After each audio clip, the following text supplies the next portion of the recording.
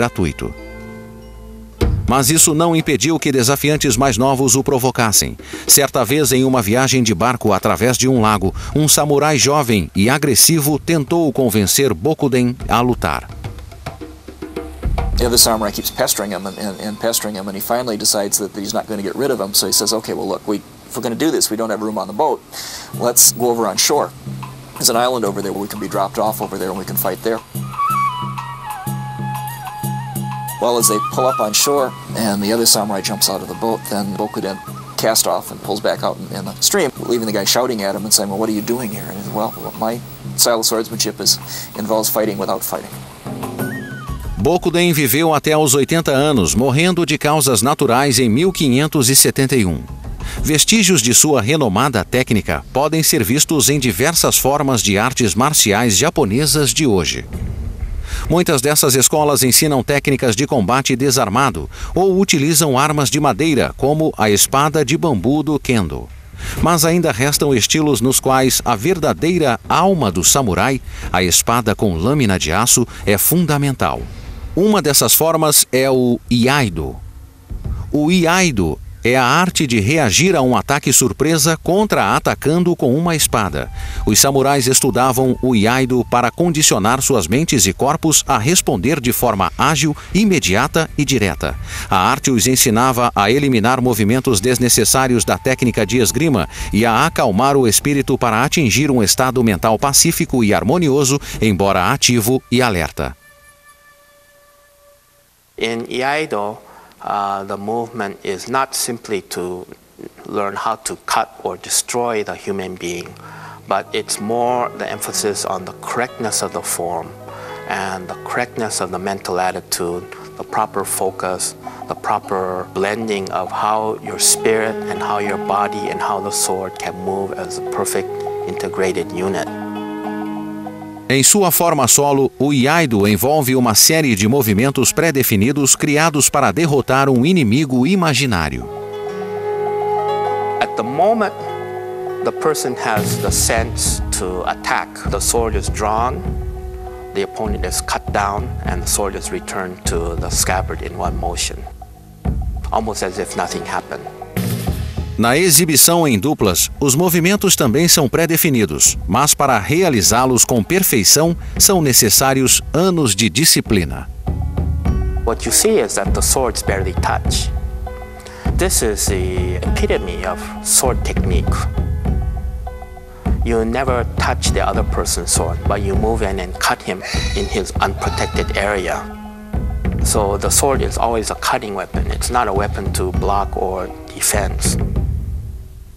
Como hoje em dia poucos praticantes do iaido terão a necessidade de cortar um oponente com a espada, o verdadeiro apelo desta arte é a obtenção de autodisciplina e do estado de espírito alerta, calmo e confiante que ela traz aos alunos dedicados.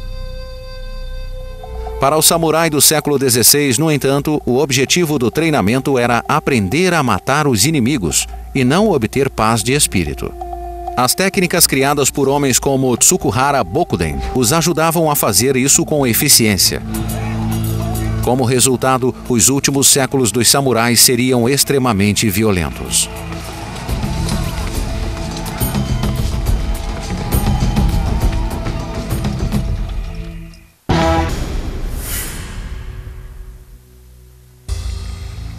Os historiadores japoneses também se referem à era do país em guerra como a época em que o menor oprimiu o maior.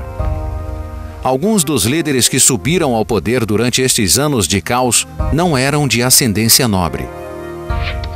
Sua habilidade militar e atitudes pouco honradas levaram-nos ao topo da pirâmide social. In the chaos of 1500s warfare, you have people rising from rather humble origins, and you also have people rising from rather seemly origins, people who at key moments decided to leave their lord, to die in battle, go back, take control of the castle. Nesta época de incertezas, em 1568, surgiu um líder samurai de origens modestas. Seu nome era Oda Nobunaga e ele tentaria mudar os rumos do país. Nobunaga vinha de um pequeno feudo rural, mas sua incrível habilidade militar logo atraiu muitos aliados e lhe trouxe proeminência. Ele era um homem ambicioso a ponto de sonhar com o domínio de todo o país. Na verdade, o lema em seu brasão era unir o país sob uma única espada. E ele não pretendia fazer isso com base apenas no poderio militar. Ele começou com uma estratégia mais sutil: casamentos arranjados. Nobunaga e 2 de seus parentes casaram-se com membros de outros clãs poderosos. Estas uniões formaram uma poderosa base de apoio. Então ele começou o processo de intimidar outros líderes militares para que o apoiassem. Ele esmagava aqueles que recusavam suas ofertas utilizando todos os meios, incluindo as mais recentes ferramentas de destruição, as armas de fogo. As primeiras armas de fogo chegaram ao Japão em 1543, quando um junco chinês foi tirado da rota e aportou em uma ilha japonesa. A bordo estavam 3 portugueses. Cada um dos ocidentais portava uma arma, um mosquete de pavio. Quando um deles matou um pato, o daimyo da região ficou encantado com as armas e comprou as 3. Depois, ordenou que seu ferreiro as copiasse. As armas logo se espalharam pelo país. Muitos samurais resistiram a usá-las, uma decisão da qual se arrependeriam. The introduction of the matchlock musket transforms warfare in Japan. And the warriors who adopt it quickly decimate the warlords who don't adopt it, or don't adopt it as well. Oda Nobunaga recebeu as novas armas de braços abertos e aprendeu a utilizá-las em batalha. No auge do poder, ele incorporou uma força de 3.000 artilheiros a seu vasto exército.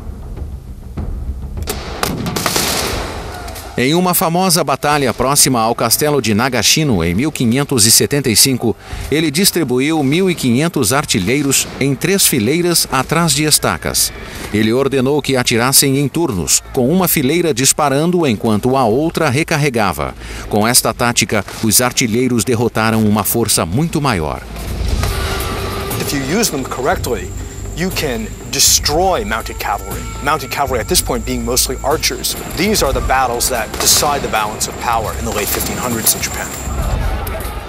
Mas, apesar da formidável habilidade política e militar de Oda Nobunaga, ele não viveria para ver um Japão unificado. Como muitos homens ambiciosos ao longo da história, Nobunaga foi assassinado antes de alcançar seu sonho, interrompido em 1582 por um de seus generais descontentes.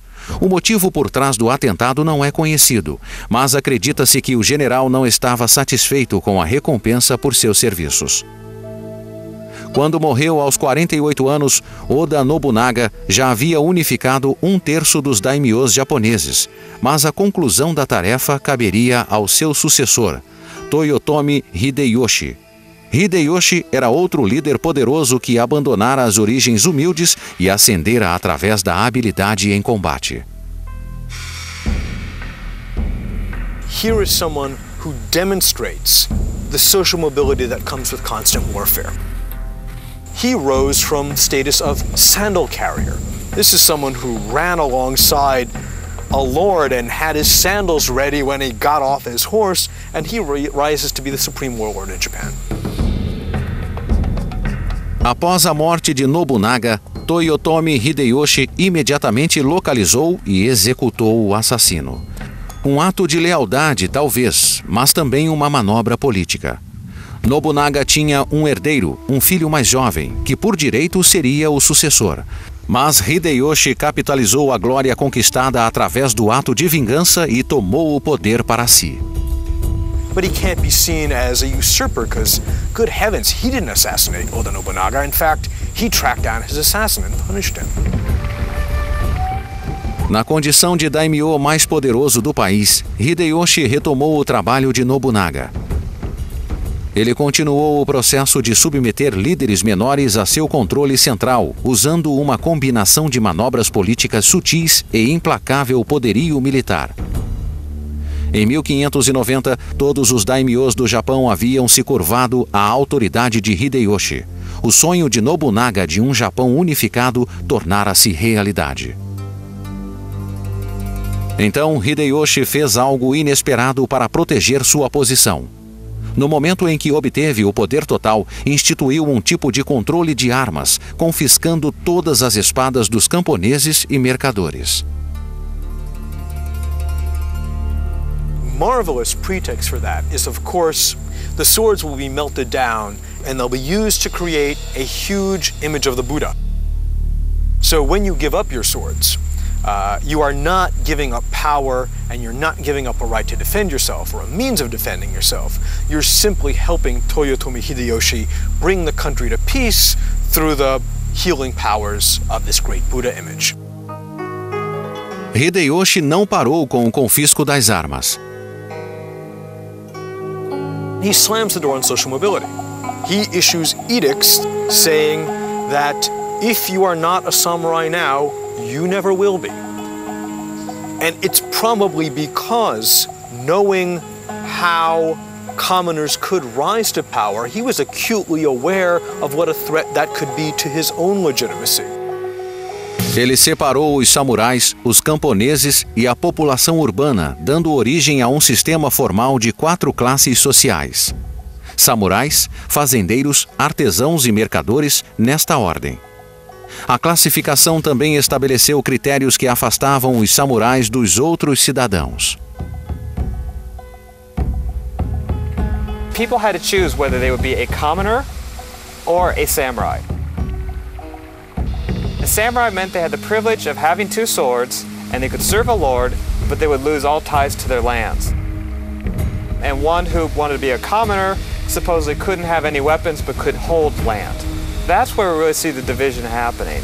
And from that point on, you see all samurais must have 2 swords as a symbol of their status. As 2 espadas eram um sinal de posição social, como as insígnias de um policial moderno. Mas elas também tinham propósitos práticos. Uma espada longa podia ser desajeitada e era removida pelo samurai sempre que entrava em um prédio. A espada curta permitia que ele continuasse armado em qualquer circunstância. Para os demais cidadãos, a falta de respeito com um portador de 2 espadas podia significar a morte.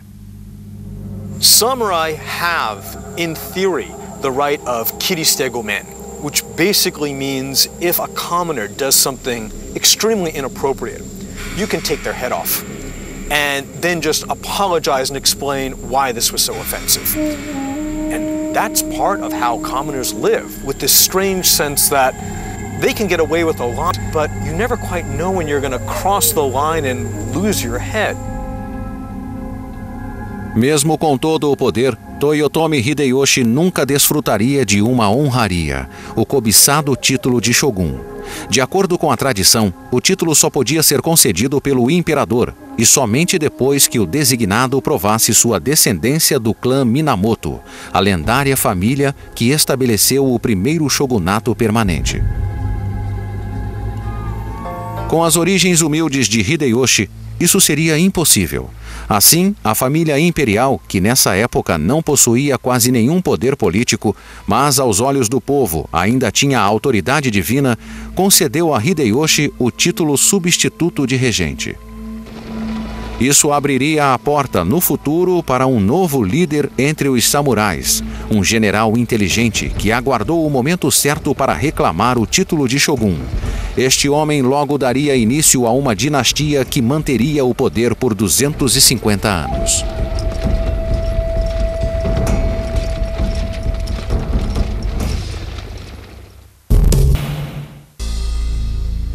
Em setembro de 1589, Toyotomi Hideyoshi, o homem que deu fim a mais de 100 anos de guerra civil no Japão, morreu durante o sono aos 62 anos. Ele esperava passar o trono a seu filho de 5 anos, acreditando que seus conselheiros protegeriam o garoto até que ele crescesse. Mas isso não ocorreu.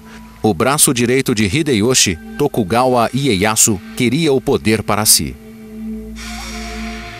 Ele reuniu um exército de 74 mil seguidores e enfrentou uma força de 80 mil homens leais a Toyotomi. Os exércitos encontraram-se em uma encruzilhada estratégica chamada Sekigahara em 21 de outubro de 1600. No início da batalha, os guerreiros de Toyotomi estavam posicionados. Tokugawa Ieyasu ordenou que seus samurais avançassem encobertos pela neblina da alvorada. Quando os grupos